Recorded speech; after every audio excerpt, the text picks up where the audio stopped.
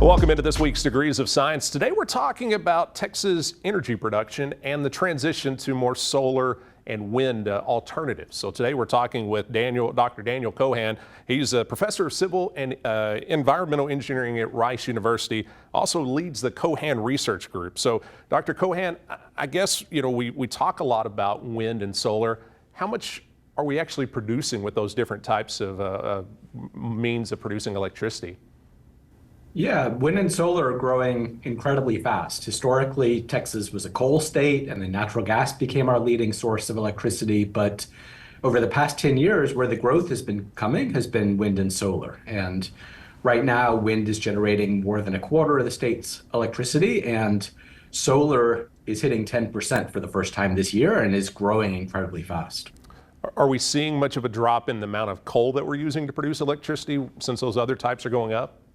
Yeah, the growth of these other sources has really been squeezing out coal from the grid. It's fallen behind gas and nuclear and wind, and is soon going to be overtaken by solar within another year or two. So we have seen a few coal plants close, and the coal plants that remain are being run less of the time. They're not the baseload coal plants like we used to think of them, but instead they have to ramp up and down their operation or even shut off for a number of weeks at a time because their power isn't needed as much as it used to be.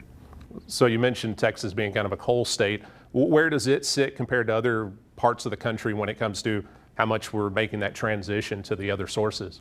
Yeah, we can frame it in different ways. One is just because we are such a big state, such a populous state, and because we use more electricity per person than some states do, Texans consume more electricity than other states and burn more natural gas, burn more coal than other states do. So it's still a major consumer, but we've been transitioning away from coal very quickly. And that has important implications because so much emissions come from coal burning that we can really get improvements as we're able to replace the coal with other sources.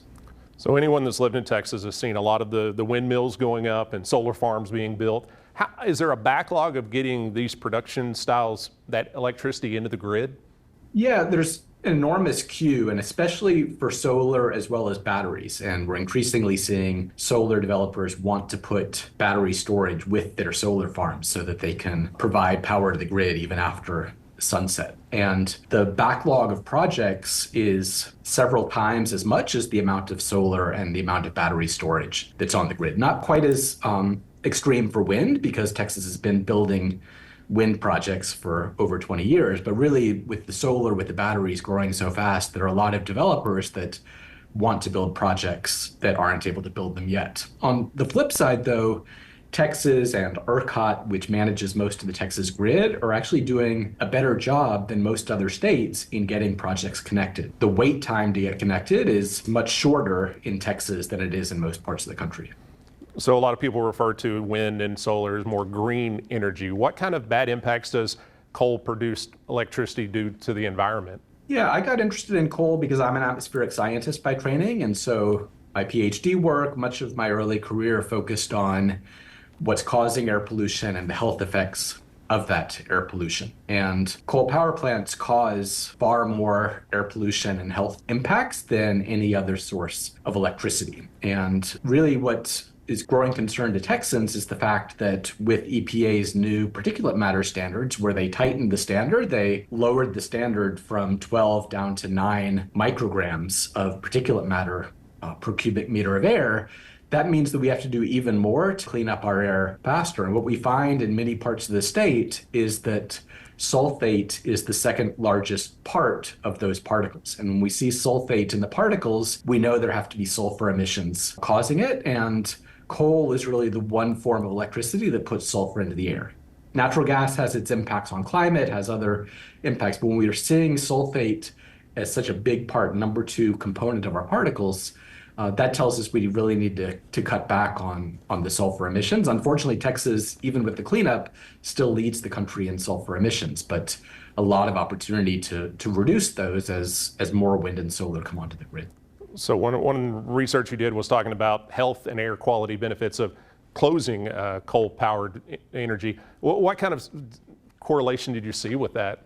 Yeah, what we saw is that what really mattered the most is whether the coal plants had installed scrubbers to control their SO2. And you wouldn't think that that would be such an issue because any coal plant that has been built since 1980 has been required to have a scrubber, just part of the cost of doing business, just part of like you need certain features on your car, you need seat belts. If you want to build a coal plant, you put in scrubbers. But Texas has allowed some of our 1970s era coal plants to continue operating without those sulfur scrubbers, which could have been capturing 95% of the sulfur emissions. And so what we really found is that it's those plants that don't have the scrubbers, especially Plant Parrish, which is down in Fort Bend County, right near Houston, that have by far the biggest health effects. In fact, we estimate that the health effects from the sulfur coming out of Plant Parrish are more than the health effects of all the rest of the power plants in Texas combined. Coal is an old, dependable style of making electricity. How dependable is solar and wind when it comes to making electricity and being there for us? Well, I would question the idea that coal is dependable. When we had Winter Storm Uri cause blackouts, over a third of coal plants actually failed at that time. The coal piles froze, the water supply froze.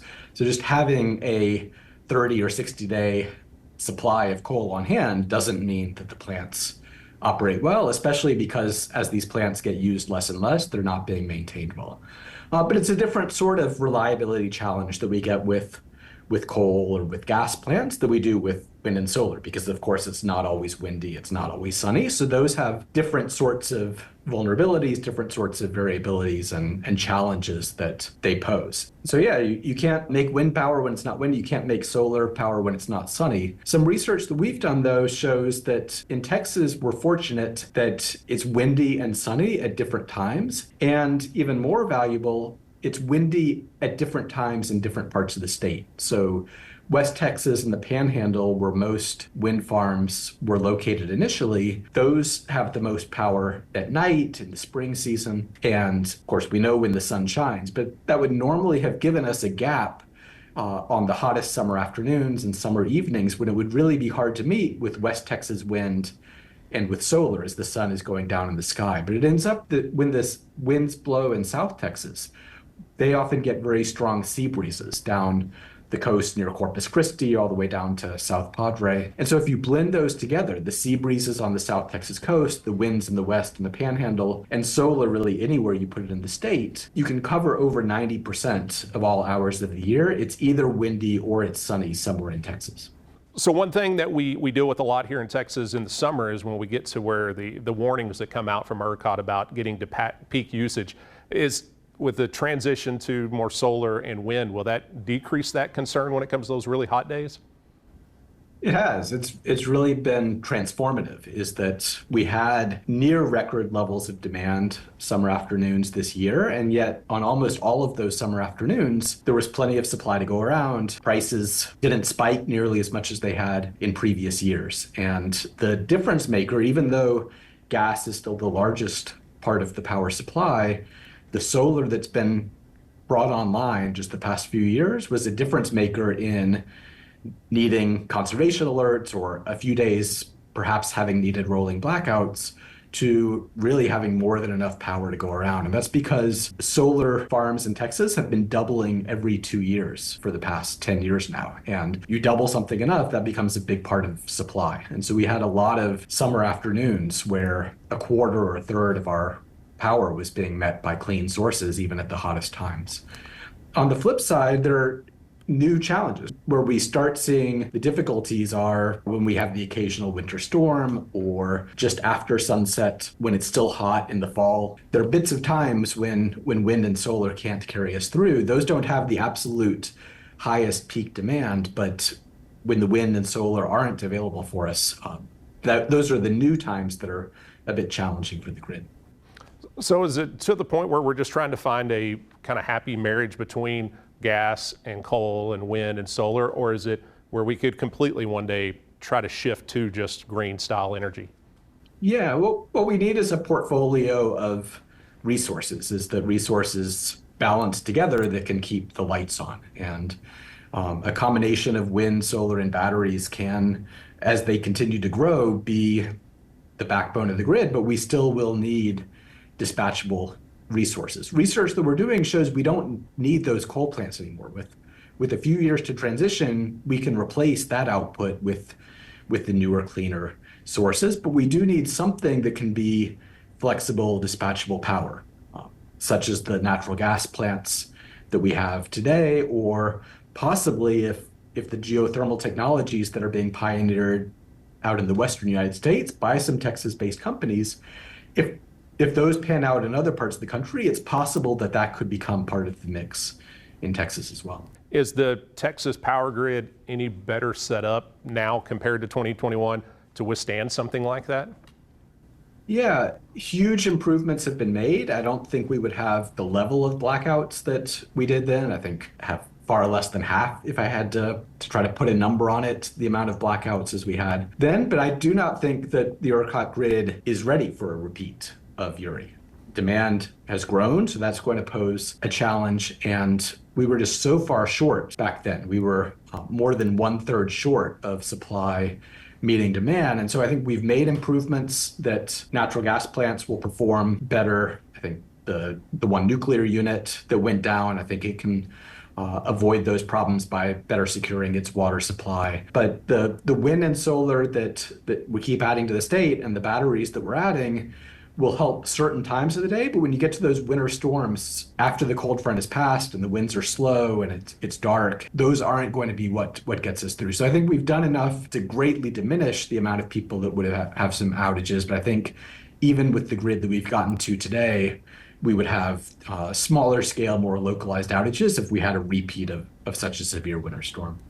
So when it comes to transitioning to the greener style stuff, cost-wise for the consumer, what kind of impacts will they see as we go to more solar and wind?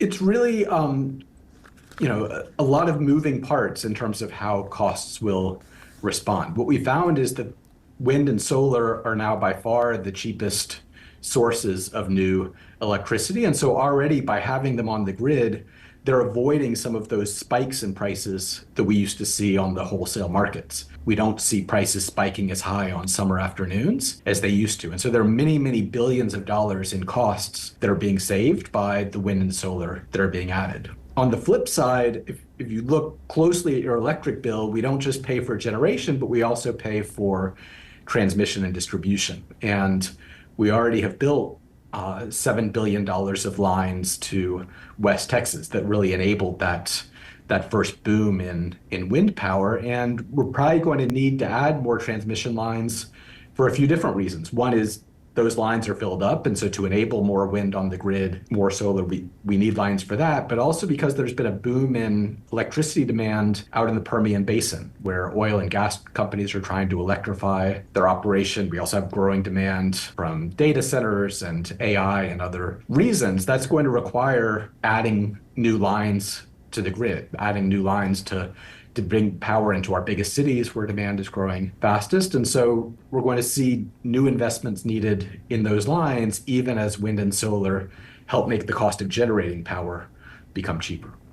I think it's a lot of great information you pass along and really cool to kind of see how this transition goes. Well, Dr. Cohan, I appreciate you taking the time to talk with me today. Thanks, Brady. Appreciate it.